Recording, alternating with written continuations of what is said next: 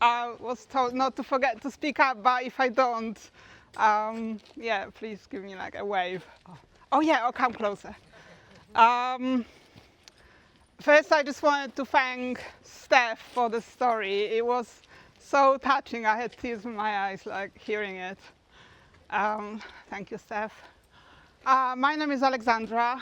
I'm part of Bowden Pillars Future team, and in particular, last year or so, I've been involved in design and planning of the village. I am coordinating the whole process, which is led by James Shorten, who is not here today. Otherwise, he would be speaking. So I will do it. And I don't think I've spoken to so many people in my life, so forgive me if I'm a bit like, ah! So, and I got points. And there are quite a few of us from our village circle who are also involved in the village. There's Ian, Chloe, Sally somewhere, and others. So yeah, Jerome. So thanks to them as well. Okay. Yeah. So the whole village story started 3 years ago when the land was purchased. It was already in the group vision, like let's build a village. And James was the first one who saw the potential to push it through planning that we can actually do it. And a year ago in the summer, we were ready and had enough funds to actually start the process. So we looked for architects and other consultants. And in September, we appointed architects who are Transition by Design. This is a non-profit collaborative of architects, and they are very aligned with the values and also with great experience designing for community-led developments and housing. We also appointed landscape designers and a whole bunch of people, ecologists, drainage consultants, energy specialists. So we formed a big team.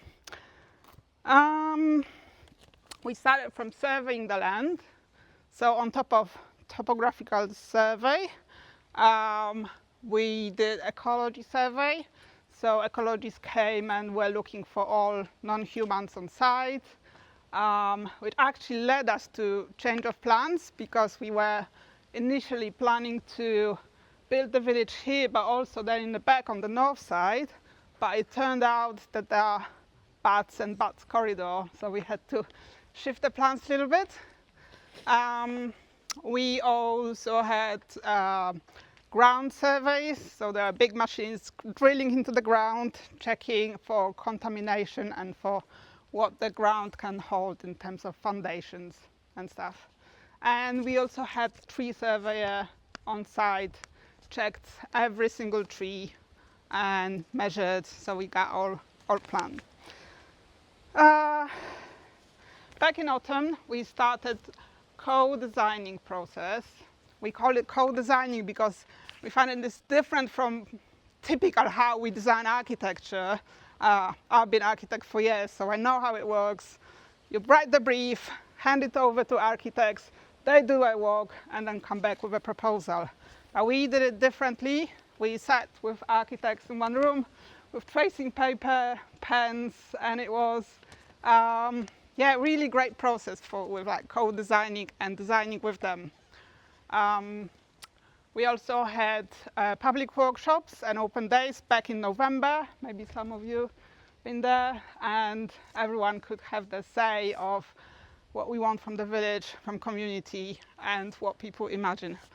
So on the top of all these findings, we started drawing how the site would look like and where the houses would be, how many houses we can fit, what shared spaces we can provide, and all these questions.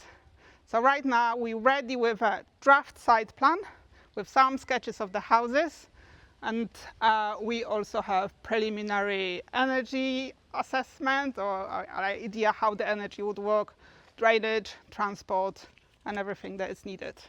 So this is preliminary site plan. So I'm gonna do that. Ta-da! Okay. Ta-da! Right, I got it. So for orientation, we are here right now. So actually, well, if I turn it, just for, okay, like this. Try leave it like this. Is it easier to imagine? So we are here right now, or maybe here. So okay, I can talk through the side because north is here and it's quite important.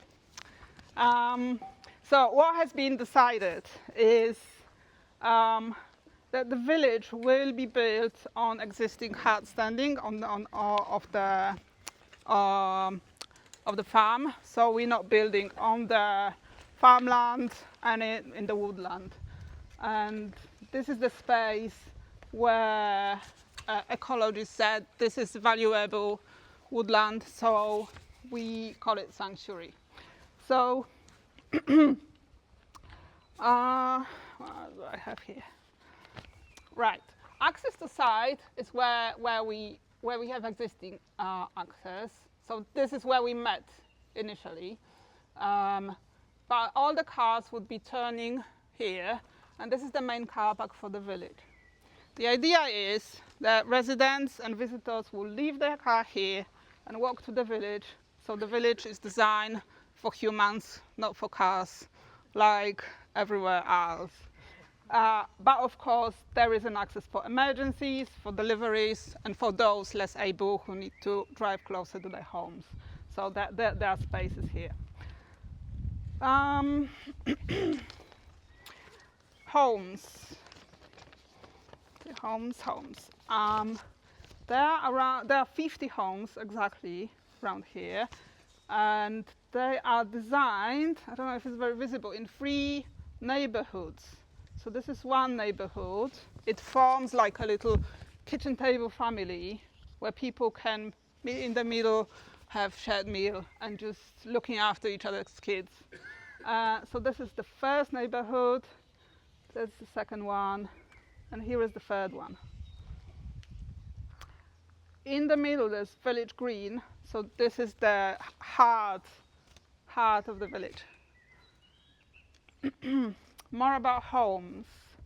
Homes are a mix of 1, 2, and 3, and 4 bedrooms, plus what we call compact living, co-living spaces, co-living houses with 5 to 6 or 7, we don't know yet, kind of living units.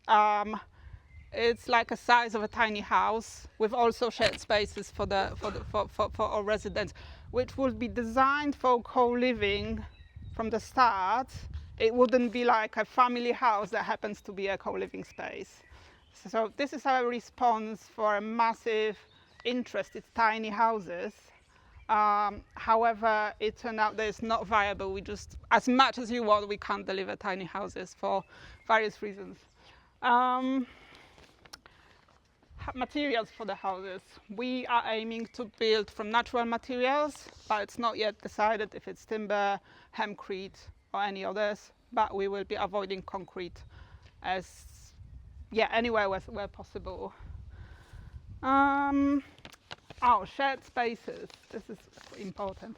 We are following the principle private sufficiency, public luxury, which means homes and private gardens are beautiful, comfortable, big enough, sufficient for nice living, but shared spaces are extraordinary, beautiful, and well designed and well built. So shared space, we've got village green, we've got common house, which we don't have detailed plans yet, but it would be a house with a shared kitchen, shared dining rooms, as quiet space like a library, and we also want to build guest rooms for visitors in a shared house. there'll be shared workshops with tools, shared laundry. We also plan to build a food hub. This would be a place for food conservation and preservation with some workshops and use for residents, education and as well. But would What also else? would also be a place where the people who are working the land Oh yeah, will be able to bring their produce to be available for the wider public. yeah.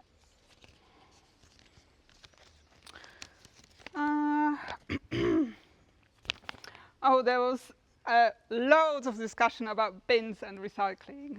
So we wanted to avoid what we see in the streets. There's like black bin and free recycling boxes like in front of every house, and you just see only these. So we plan that the bin store is here, and there's no bins in the village. That's one. What else? Drainage. We plan to have like natural drainage using the shape of the land. So here what you see in blue, these are swales and water reservoirs looking like this. So there'll be like meadows and swales and lots of nature around. Sanctuary space. This has not been designed yet. This is what we think about designing in with the community. So people who would be living in the village would just say what we want there. We're thinking about natural swimming pond, sauna, and like a contemplation space. What else?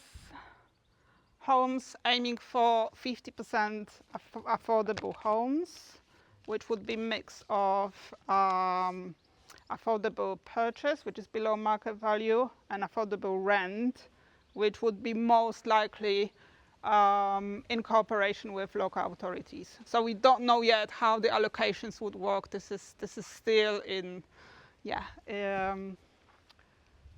conversation. What's also important, we started something called Planning Performance Agreement, PPA, with local authorities.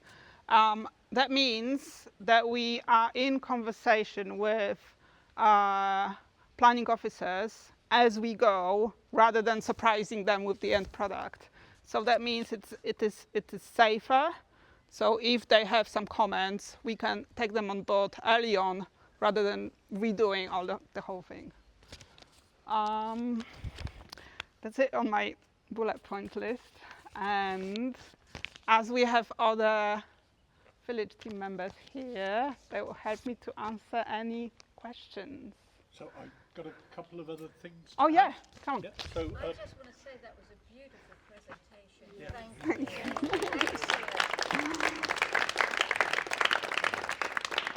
Excellent. That was where I was going to start. Thank you so much. Two bits sort of round the outside with planning, that all the energy used on site will be generated on site in some way or another. This may involve complex planning discussions with the local authority about a turbine. It's well connected with top-notch local energy, and we'll be able to take local power from the weir, and if we generate more power than we need, we'll be able to feed it back into the local energy network. We don't think we can quite manage all our own sewage. The systems that would have all that processed on site are complex and not really used to be tried at this sort of scale yet.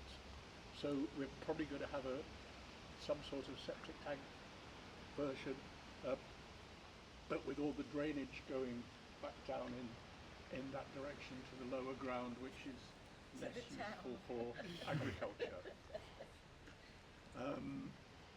And in the wider site plans, we're also talking about or exploring the possibilities of whether when we get old and pass on, we might be able to be buried on site. So all of those are sort of parts of our thinking at the moment. We're hoping that this will turn into a full set of plans by end of October that we can submit to the the planning department, and as Alexandra said, by the time we do that, they'll have a pretty good idea as to what's coming, because we'll have talked to them all the way through. So that's the sort of process. Obviously, they then have to put all of that through their planning process, scrutinise the plan. The reason we've got all these other consultants is to put a planning application in. You have to show that you've done an ecological survey. You have to show that you know what's going to happen to your drainage and your sewage. You have to show that you're not going to take down any preserved trees.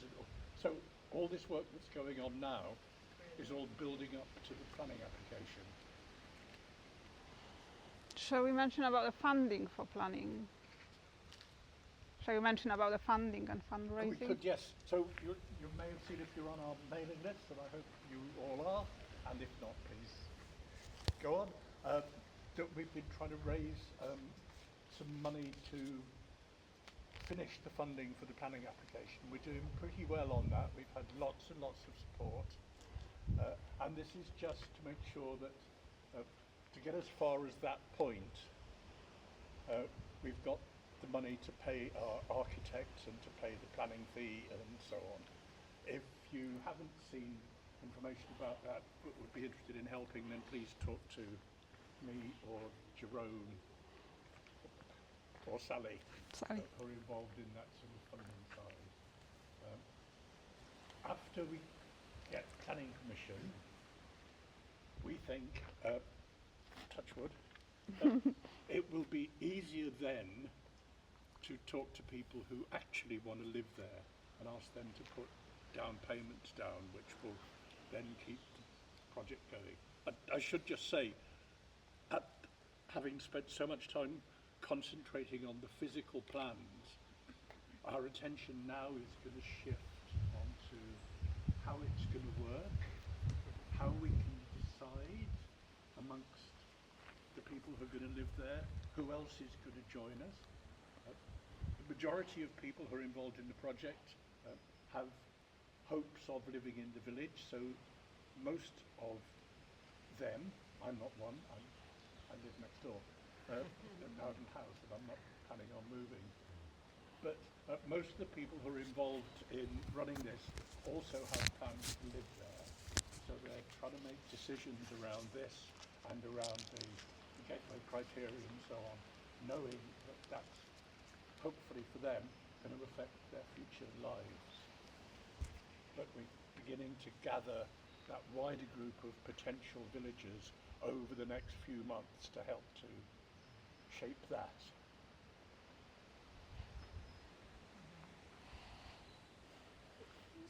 For those of us that have never lived in a community, could you please say a little bit more about what would be expected of those living in the community? Sally, would you like to cover this? That's a really good question. Come in, Sally. More of us here. Thank you.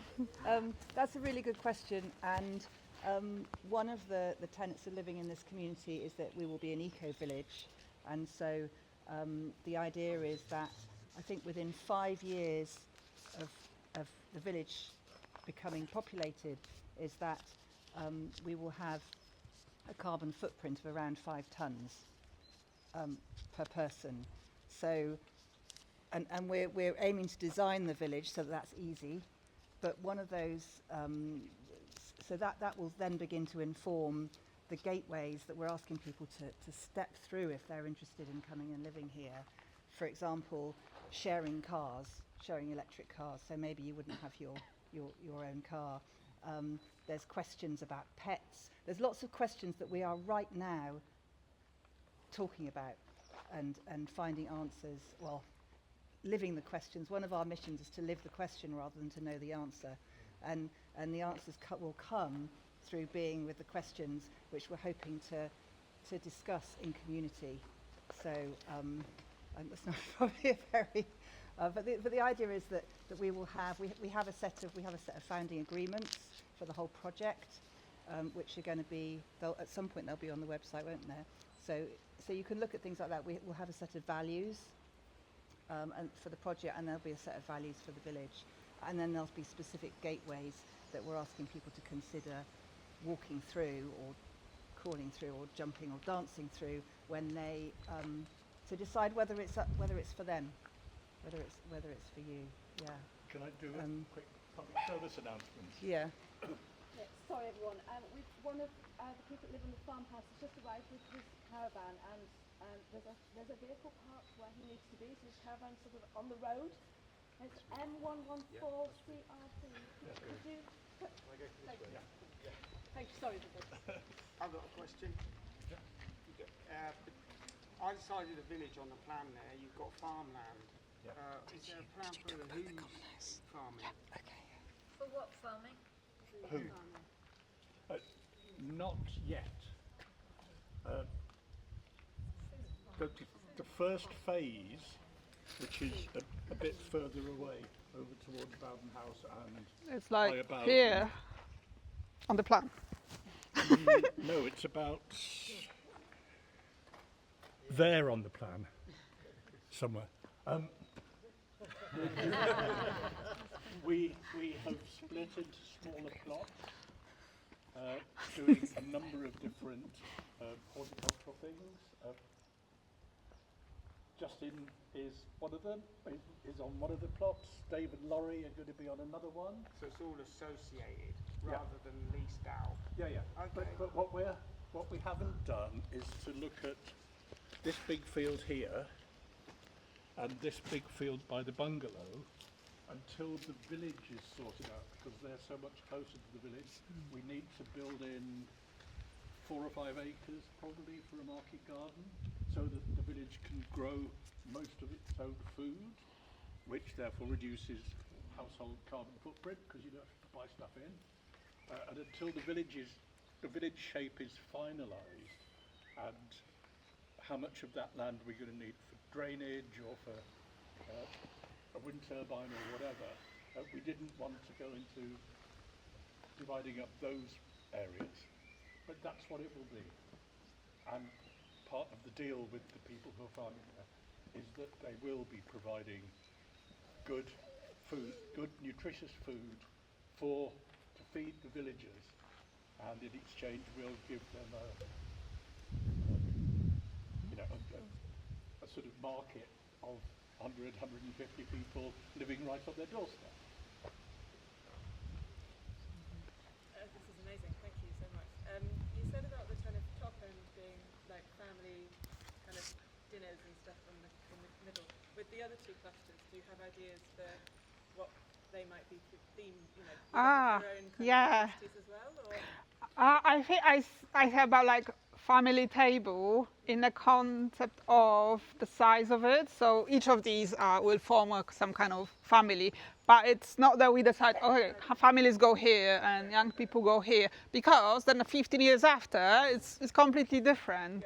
So so now each of them is like is a kind of family, but we know imposing how these neighborhoods are formed at all. Yeah. Would people be getting involved in the building of their homes? This is something that I can't respond, because I think that there are some conversations about self-finish. Self-built is still kind of on the in the mix, but it's too early to think about it. We are focusing on the planning, but it may be possible, but we will have to take like all the pros and cons of this. Yeah. Yeah. But I think self-finish, it may be possible. Yeah. It will depend. Yeah. So once we've got to the stage of getting ready for planning, putting planning in, what we're looking at now is like establishing the gateway criteria, and then we're also looking at the financial modelling for the actual construction, and we'll need to borrow, and there'll need to be a borrowing facility, and it's like then we'll have a contractor, or will there be self-build, and it depends on the final numbers really, and what we're able to borrow, and so we've talked a lot about self-finishing, and maybe there'll be self-build. We don't know yet. But our architects are very keen on training and learning, so they've already been talking about whether, as the village is being built, it could take on people who want to learn green building techniques, and train them at the same time as building it, rather than just hiring some builders in to build it. Yeah. So this sort of added That- yeah. value is part Yeah. of a lot of our thinking all the way through this. Could you be a bit more specific about self-finishing? I'm a carpenter. Yeah. So I need to do a little bit I hear you, but it's way too early to give any detail because we don't know. We Only the basic that some people, if they buy a new house, would expect to have a kitchen Was fitting, it painting it or- bathroom finished, Yeah. and all of that. Others would be quite happy to have an empty room with water and Yes. power Yeah, and build the whole lot. Yeah. So that sort of thing, Yeah. rather than you get a shell and you get to build the whole of the inside. also talk about using all the materials. Yeah. From here. Yeah. Okay. You mentioned people involved with the project are interested to live there. Is there a number roughly of how many? If everybody who is involved in the project who was interested in living there, and the level of interest ranges from there to sort of, then that might take up a bit less than a third of the 50 houses. So it's not a sort of done deal that it's all full. And again, for some of them, there's still discussions to have around what it will actually be like, and thinking more about what it's like to give up some of that personal freedom to be part of a collective, which is the question we'll ask everybody else who's coming towards us, because it's very different. and yeah. David and Warren and all live at Bowden House next door, and we know that we can't just do what we want in our own space, apart from within our own houses, because of the impact on our neighbours, and therefore decisions take a long time, drum times. So it's a way of life that's slightly that's different from what most people experience living in a house on their own. And I can give an example because there was a question about like gateway, what would be expected from people living in a village. So as we walk and talk through what are the values of the village, one example is to encourage multi-generational support.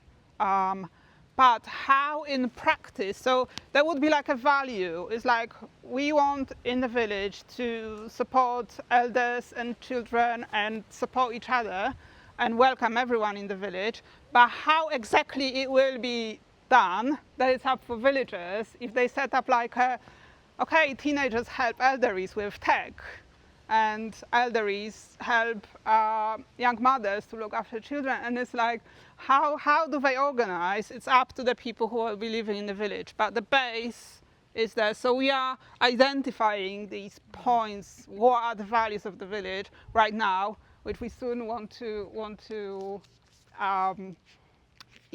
get out for discussion, what people think about it. Do you have a model that you are enamoured by, that you're following? We are following quite a few projects, but I don't think there's one model. there's no one model that we are explicitly trying to, There are great projects, but some of them do not have affordable houses at all.